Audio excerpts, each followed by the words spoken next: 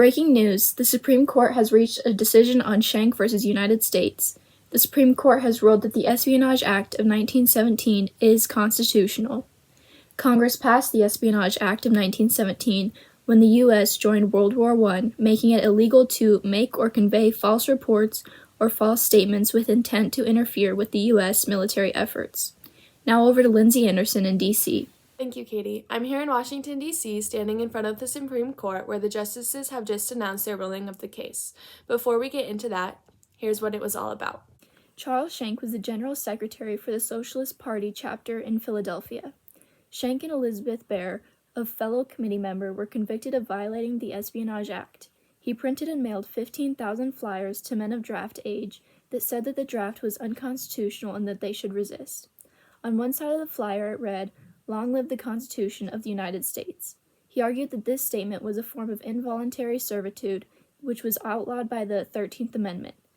The flyer further encouraged its recipients to write to their local congressman to get the conscription law repealed. Furthermore, they were not to submit to intimidation because they had the right to exercise your rights of free speech, peaceful assemblage, and petitioning the government for redress of grievances. On the opposite side, it is titled, "Assert Your Rights," with more fiery language used. He implored his audience to uphold the rights of the people of this country, or else they were going to condone a conspiracy. After being convicted in 1917, he asked the trial court for a new court, but was denied. He then appealed to the U.S. Supreme Court, who agreed to review the case in 1919. Did Schenck's conviction under the Espionage Act for criticizing the draft violate his First Amendment free speech rights?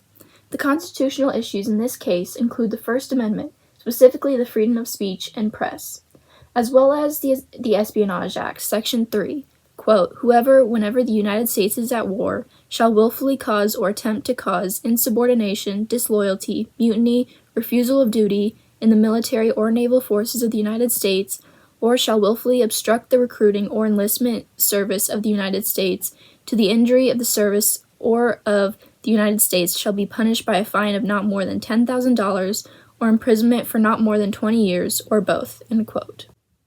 Justice Oliver Wendell Holmes delivered the unanimous opinion of the court in favor of the United States.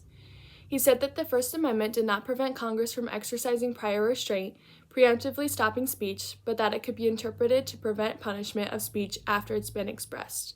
The use of the Espionage Act's criminalization of speech during World War I was not in violation of the First Amendment. Holmes further said that some speech does not merit constitutional protection. Freedom of speech and freedom of the press under the First Amendment could be limited only if the words and the circumstances created a clear and present danger. He declared the Constitution does not protect efforts to induce the criminal act of resisting the draft during a time of war. This was the first case that punished a speaker solely because of the content of their speech, instead of punishing speech that had already caused harm. The court abandoned this later in favor of rulings more protective of free speech rights. One similar case is Abrams v. United States, 1919. Jacob Abrams and 4 other Russian immigrants were distributing 2 leaflets that condemned the U.S.'s involvement in the Russian Civil War. The 5 were convicted of violating the Espionage Act for publishing materials advocating a general strike. Justice Clark wrote for the 7-2 majority of upholding the Russians' 20-year sentence for violating the act. He applied the clear and present danger test that Holmes used in Schenck v. U.S. Another similar case is Debs v. United States, 1919. Debs was a well-known public figure who was arrested for a speech that supposedly obstructed military recruitment and enlistment. Just 1 week before the opinion was made, Holmes introduced the clear and present danger test on the Schenck v. U.S.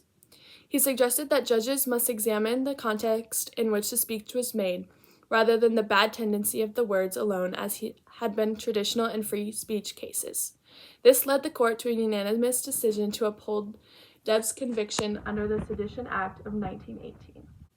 This cartoon relates to the case because the man is arrested when handing out pamphlets saying to resist the draft.